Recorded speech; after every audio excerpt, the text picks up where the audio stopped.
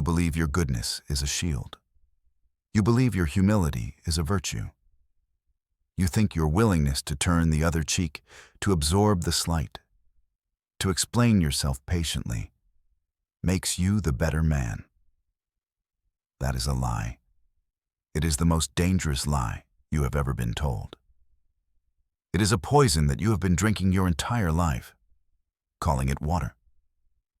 Look at yourself. Look at the state you are in. You feel a constant, low-grade anxiety, a feeling of being watched, judged, and always found wanting. You walk into a room, and your first thought is not, "What can I achieve here?" but, "What do they think of me?" You are a ghost in your own life, a spectator. You are endlessly accommodating. You shrink yourself to make others comfortable. You dim your own light so as not to blind the mediocre. You apologize when you have done no wrong. You say sorry for existing, for taking up space, for having an opinion that might cause a ripple in the placid pond of consensus. And what is your reward for all this self-effacement? For all this goodness? Contempt. They do not respect you. They use you. Your kindness is not seen as strength. It is seen as a resource to be exploited. Your patience is not a virtue. It is a boundary to be pushed. Your forgiveness is not divine. It is permission to transgress again. You are the reliable one, the dependable one, the one who will always pick up the slack, absorb the blame, and smooth things over. You are the sturdy pack camel, loaded with the burdens of others, trekking through a desert of your own making, hoping for an oasis of approval that will never appear. While you are busy being good, others are busy being powerful. While you play by the rules, they are rewriting the rule book. While you seek validation, they are building empires on the foundation of your compliance. The cost of this lie is not your happiness. It is not your success. The cost is your soul. The cost is your very life, not in the sense of biological function, but in the sense of vital, sovereign existence. You are breathing, but you are not alive. Inside you, there is a war. You feel it in the quiet moments. The tension between two voices. One voice is the one you know well. It is the voice of the servant, the voice of the herd. It whispers, "Be careful. Don't stand out. Fit in. Apologize. Defer." This voice was installed in you. It is not yours. It was programmed into you by your parents, your teachers, your society. They were not malicious. They were merely transmitting the code they themselves received. They were teaching you how to be a good cog in a machine that was not designed for your benefit. They taught you the morality of the flock, where the highest good is safety and the greatest sin is straying from the path. But there is another voice. It is quieter, deeper. It is a rumble you feel in your bones. It is the voice of the lion, the voice of the sovereign, the voice of the master. This voice does not speak of safety. It speaks of power. It does not speak of fitting in. It speaks of dominion. It does not ask for permission. It asserts its will.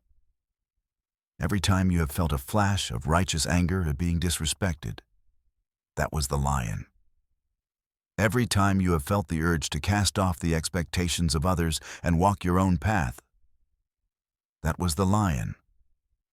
Every time you have looked at the world of men with its petty games and its hollow virtues and felt a profound sense of contempt, that was the lion, roaring in its cage.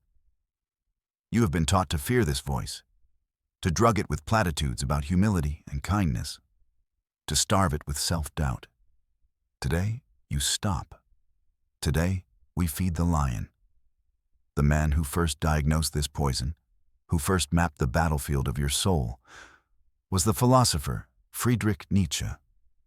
He was a man who dared to look into the abyss of human nature and did not blink. Nietzsche saw that humanity is not governed by one morality, but by two locked in an eternal war. There is master morality, and there is slave morality. Master morality is the morality of the strong, the noble, the sovereign individual. The master looks at the world and at himself and says, "What is good? Good is what is strong, what is powerful, what is life-affirming. Good is what I am." The master creates his own values. His morality flows outward from a surplus of power. He does not need the approval of others. His own approval is sufficient. Then there is slave morality. Slave morality is born not from strength, but from weakness, from resentment, from envy. The slave, unable to compete with the master on the grounds of power, performs a trick of psychological jujitsu. He cannot say, "I am weak." So instead, he says, "Your strength is evil." He cannot say, "I am afraid." So he says, "Your courage is reckless. Your pride is a sin." The slave takes all the qualities of the master: pride, ambition, power, a touch of cruelty, a disregard for the opinions of the herd, and labels them evil. And then he takes all the qualities of his own condition: humility, passivity, meekness, the inability to retaliate, and labels them good. Pity, kindness, forgiveness. These become the highest virtues. Not because they are inherently noble, but because they are the tools of survival for the weak. They are the psychological weapons of the unarmed. This Nietzsche called the transvaluation of all values, the greatest con in human history. The herd, the masses, the slaves, took their condition of servitude and rebranded it as moral superiority. And you have been living your entire life inside this inverted moral framework. You have been judging yourself by the standards of the slave. You have been trying to win a game that was rigged from the start. A game designed to domesticate you, to geld the lion within you and turn you into a beast of burden. To become untouchable, you must perform your own transvaluation. You must shatter the slave morality that has been shackled to your mind. You must unlearn the lies and embrace the terrifying, liberating truth of the master. This is not a path of happiness. It is a path of power. It is not about being liked. It is about becoming a force that cannot be ignored, a reality that others must adapt to. Here are the laws of the sovereign mind. Engrave them on your soul. Law 1. You must kill the inner servant. The inner servant is that voice of doubt, that craving for external validation. It is the part of you that flinches when criticized and preens when praised. It makes you a puppet, and the strings are held by every stranger, every critic, every potential judge. You think their opinion matters. It does not. You think their approval is a prize. It is a leash. Control is the only reality that matters, and the first and final territory you must control is the territory of your own mind. When someone praises you, you feel a rush of warmth. You feel seen.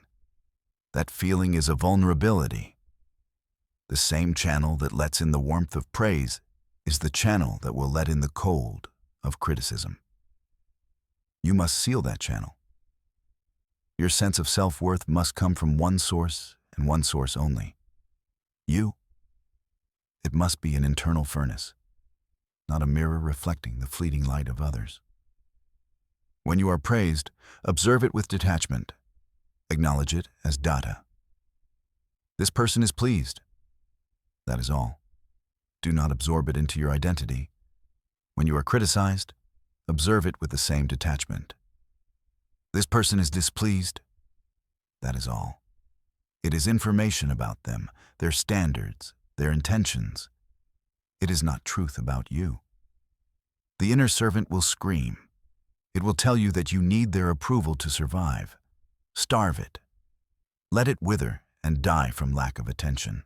Your focus must be relentlessly internal, on your mission, on your principles, on the man you are building. The world is a storm of opinions and judgments. You must become the eye of that storm, calm, unmoved, the still point around which the chaos revolves. Only then can you begin to act, instead of constantly reacting. Law 2. Explanation is submission. This is a mandate you must burn into your nervous system. The moment you begin to explain yourself, you have lost. An accusation is thrown at you. You're being arrogant. You're selfish. You're not being a team player. The servant's immediate impulse is to defend, to justify, to explain. No, I'm not arrogant. I'm just confident. I'm not being selfish. I just have to prioritize this one thing. Of course, I'm a team player, but you don't understand the context. Stop. The act of defending yourself accepts the premise of the accuser. It places them in the position of the judge, and you in the position of the defendant. You have handed them the gavel. You have ceded the frame.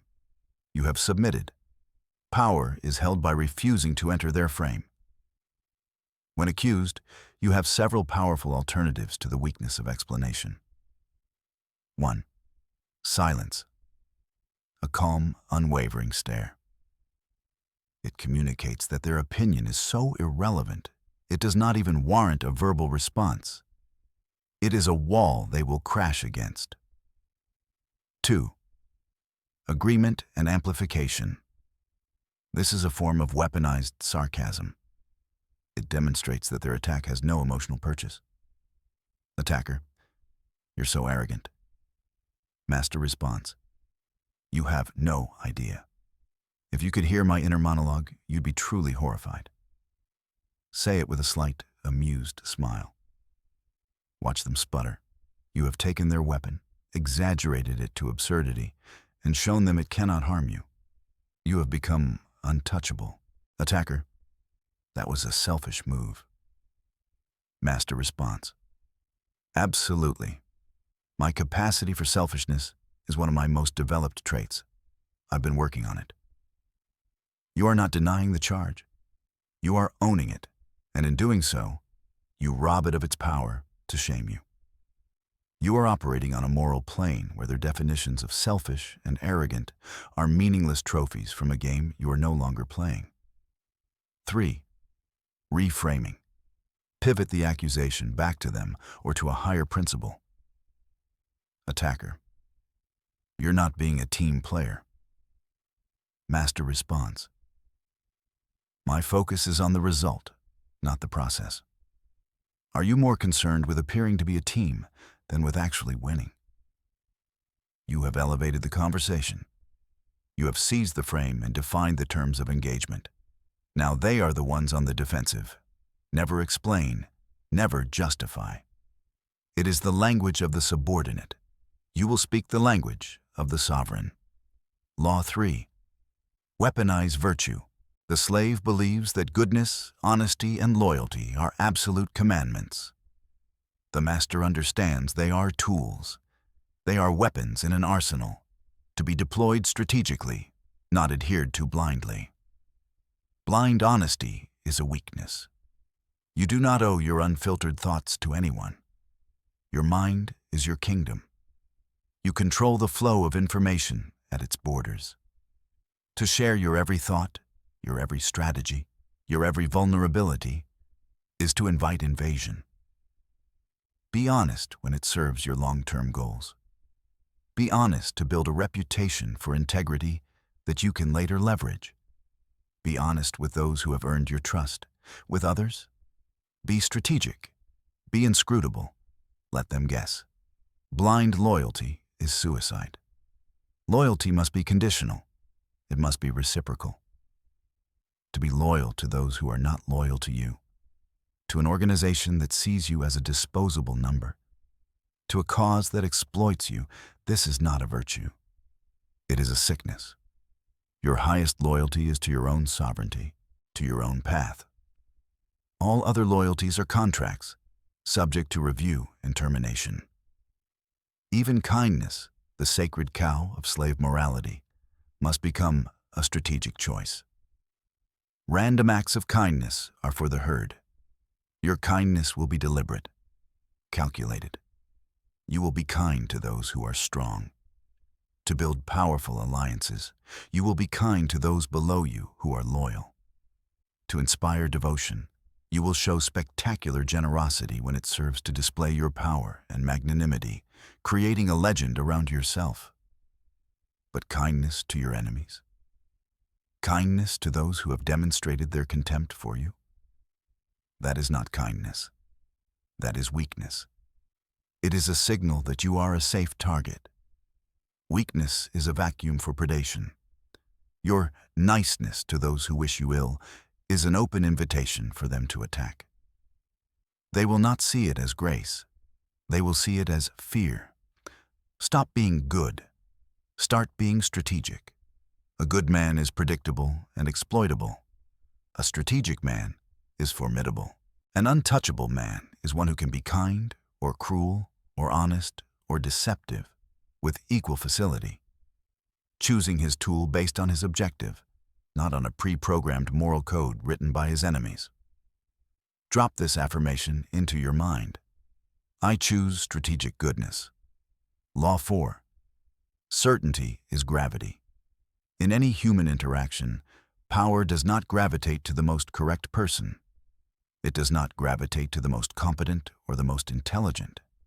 Power gravitates to the most certain person.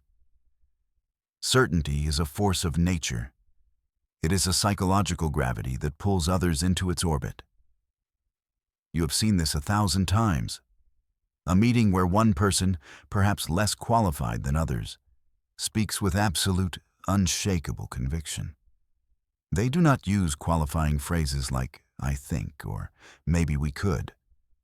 They state their vision as if it were already a reality. This is what we are going to do. Hesitation appears in others. Their own ideas, perhaps better, begin to feel flimsy in the face of such certainty. They begin to doubt themselves. They are pulled into the orbit of the certain mind. You have been taught to be humble about your knowledge, to show your work, to acknowledge doubt. This is the programming of the scholar, not the king. You must cultivate the projection of absolute certainty. This does not mean you stop learning or questioning things internally. Your inner world should be one of rigorous self-assessment and strategic calculation. But your outer presentation must be a fortress of conviction. Before you speak, decide on your position. Do not think out loud. Do not show your uncertainty. The world is not your therapist or your professor. It is your arena. Speak in declarative statements. Eliminate the language of doubt from your vocabulary. Weak. I think maybe we should go in this direction. Strong. The path forward is this. Weak. I'm not sure, but this seems like a good idea. Strong. This is the solution. Even your body language must project certainty, unwavering eye contact, a still posture, deliberate, economical gestures. You are the rock. Let others be the scrambling water. What if you are wrong? It barely matters. Power forgives mistakes made with confidence far more readily than it rewards correctness delivered with hesitation. If you act with certainty and fail, you can pivot with the same certainty. That approach has revealed a new variable. We will now proceed this way. You project that failure was merely a data-gathering exercise on the inevitable path to victory. Your certainty itself becomes the constant, not the correctness of any single decision. People do not follow ideas. They follow leaders. And leadership is, at its core, the transference of certainty. Become the source of it, and you will become the center of gravity in any room you enter. Law 5. Welcome the predator. The slave fears attack. He fears criticism. He fears the predator in the grass. His life is organized around avoiding conflict and placating threats. The master understands a fundamental law of nature. Weakness is a vacuum that actively attracts predation. The sheep's very existence summons the wolf. Your state of weakness, your fear, your niceness. It is not a neutral state. It is a scent you are releasing into the world. It is blood in the water. So you must not seek to avoid predators. You must welcome them. An attack is not a misfortune. It is a gift.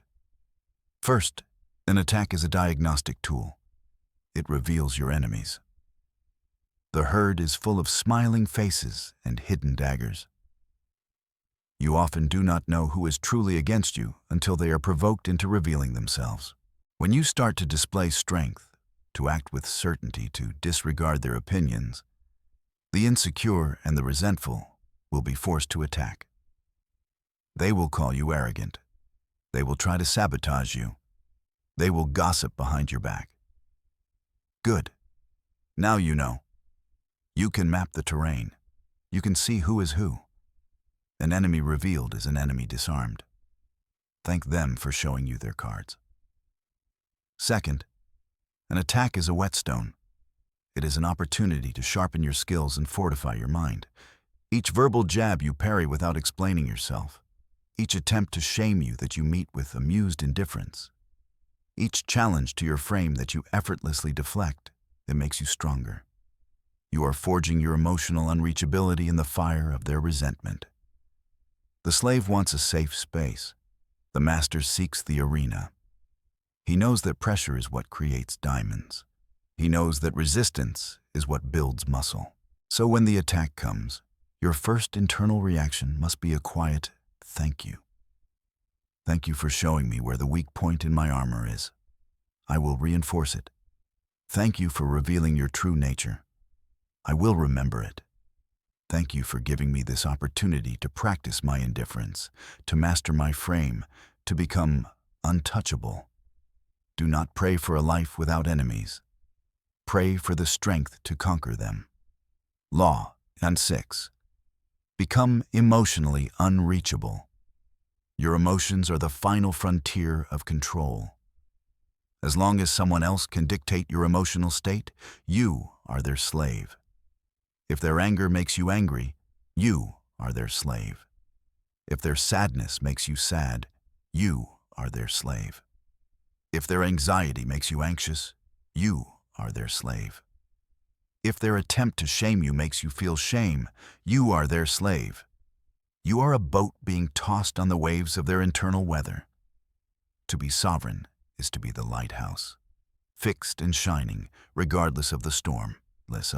This does not mean you become a robot, devoid of feeling. That is a misunderstanding. The emotions are still there. You simply sever the puppet strings that allow others to play them. The practice is one of radical detachment.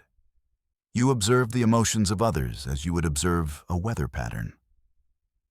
Ah, he is angry. Interesting. The clouds are gathering. She is trying to make me feel guilty.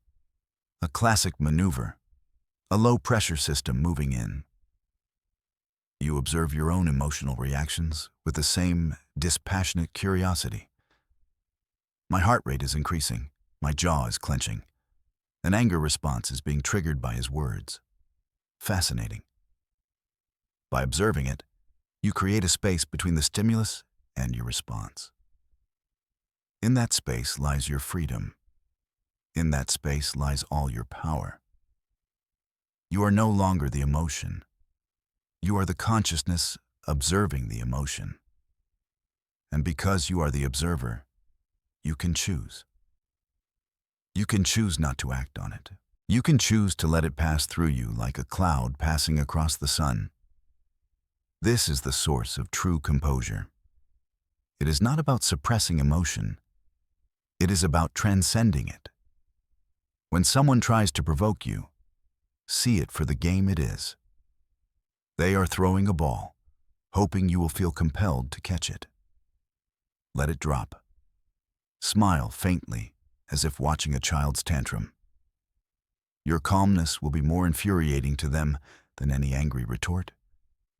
Your unreachability is a fortress they cannot breach.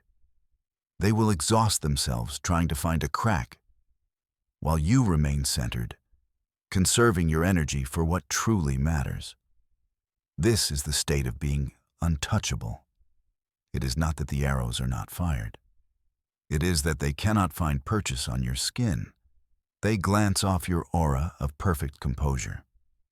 Law 7. You must become a creator of values. This is the final stage, the culmination of your transformation. You began as the camel, carrying the burdens of others, loaded with the thou shalts of slave morality. Through these laws, you become the lion. You say, I will. You destroy the old values. You fight the great dragon of thou shalt and conquer it. You achieve freedom. But freedom from is only half the journey. The final step is freedom to. The lion, for all its power, cannot create. It can only destroy. You must become the child. The child represents a new beginning, a sacred yes. The child is innocence and forgetting, a new start, a game, a self-rolling wheel, a first movement. The child creates its own values. This is the essence of the Übermensch, the overman. It is not about being a tyrant or a brute. It is about becoming a value creator. You stop inheriting your sense of good and evil from society, from religion, from any external source. You look at the world with your own eyes, from the perspective of your own strength and your own will to power, and you decide. You decide what is noble. You decide what is meaningful. You decide what is worth living and dying for. Your life is no longer a reaction to a pre-written script. It becomes a work of art, authored by you. Your values are your signature on the world. This is the highest, most terrifying, and most liberating responsibility. It is the solitude of the Creator. The herd will hate you for it, because your very existence is a judgment on their second-hand lives. They will call you evil, because your good is not their good. Let them. Their words are the howling of the wind outside the walls of your kingdom. Now, for the next 7 days, you will begin this transformation with a single actionable challenge. You will live by law too. For the next 168 hours, you will not explain yourself, not once. When your boss questions your decision, do not justify it. State the outcome it is designed to achieve. When your partner accuses you of being distant, do not list the reasons you are tired or stressed. Look at them and state, I am here now. When a friend criticizes your new ambition, do not defend your dream. Do not try to make them understand. Simply say, this is the path I have chosen. Do not defend. Do not justify. Do not explain. During these 7 days, you will be an observer, a scientist of power. Watch what happens. Notice the discomfort in others when you refuse to enter their frame. See the flicker of confusion, then grudging respect in their eyes. Notice who objects the most violently. These are the people who have the most to lose from your newfound sovereignty. They are the primary exploiters of your old self. Mark them. Most importantly, feel what happens inside you. Feel the terror of the inner servant as it is starved of its approval. And then feel the immense, quiet power that rushes in to fill that vacuum. Feel the solidity in your own spine. Feel the ground beneath your feet for the first time. You are reclaiming territory that was always yours. After these 7 days, you will not go back. This is not an experiment. It is an initiation. You have lived your life as a piece on the board, moved by unseen hands, sacrificed in games you did not understand. From this day forward, you are the player. You are no longer the man who reacts. You are the man who calculates. You are no longer the man who hopes. You are the man who wills. You are no longer the man who seeks approval. You are the man who grants it. The virtues of the herd: pity, humility, obedience. You will cast them off like a snake shedding its skin. They are the garments of the weak, and they no longer fit you. Your new virtues are those of the sovereign: courage, discipline, self-mastery, a terrible and beautiful certainty, the will to create your own law.